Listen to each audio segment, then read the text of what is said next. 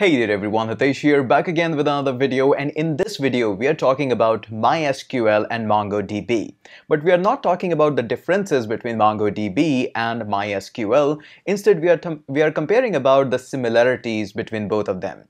Now, I'm a big adversary of comparing one topic to another one. For example, if you want to learn Photoshop and if you already know Illustrator, it's always a good idea to compare both of them, find out the similarities so that you can understand them both properly and in much more depth. We're going to do a similar thing with MongoDB and MySQL.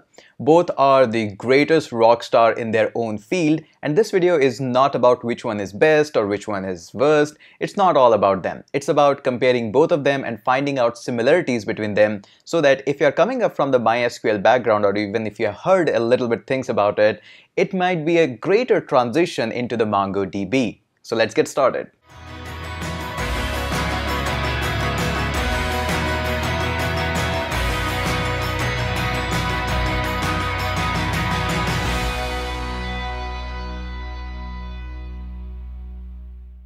So let's go ahead and try to find out the similarities between MySQL and MongoDB. And you'll be surprised to know there are so many. Now, of course, both are coming up from completely different kind of database styles. One I studied in my BTech and one I studied in my master's. Again, I loved both of them. I worked in a variety of projects in both of them. So there is no bias thing here. I just wanted to give you the brief idea about all of them. So on the right hand side, we got MySQL here, and on the left hand side, we got MongoDB. Now, one thing that always amuses me a little bit is, although we call MySQL as a database and MongoDB as a database, both are being used to create databases.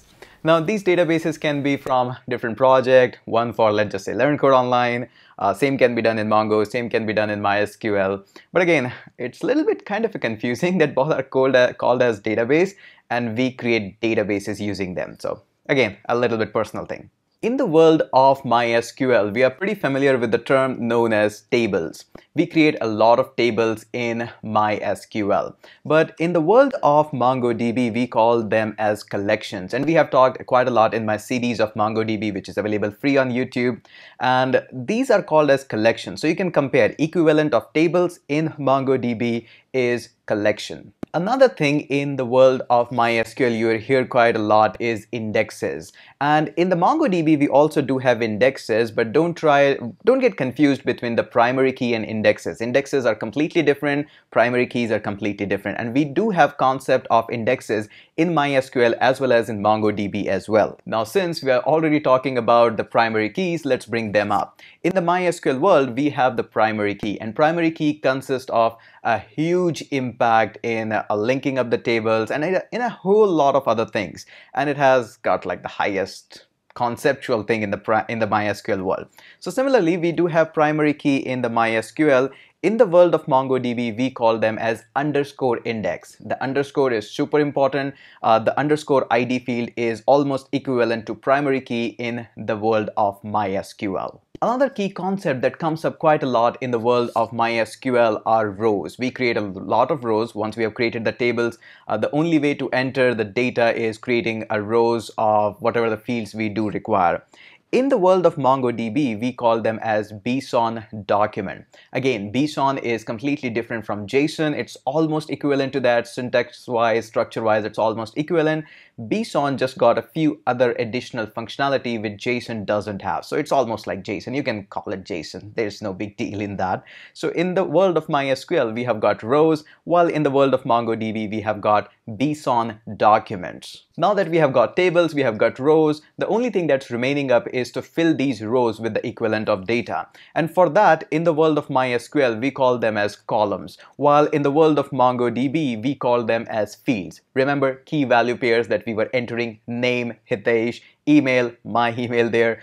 All of these are known as fields, again JSON-like structure, but in the MySQL we call them as column, and here we call them as field. Now, coming up for the two very important operations that we usually perform in the world of MySQL and MongoDB. Again, I do agree there are hundreds of such explanations, but well, let's just start with a basic one. In the MySQL world, the join is one of the very key fundamental concept and operation that we perform quite a lot. In MongoDB also we perform similar operation. We call them either embedding or linking. These are almost exactly same as join.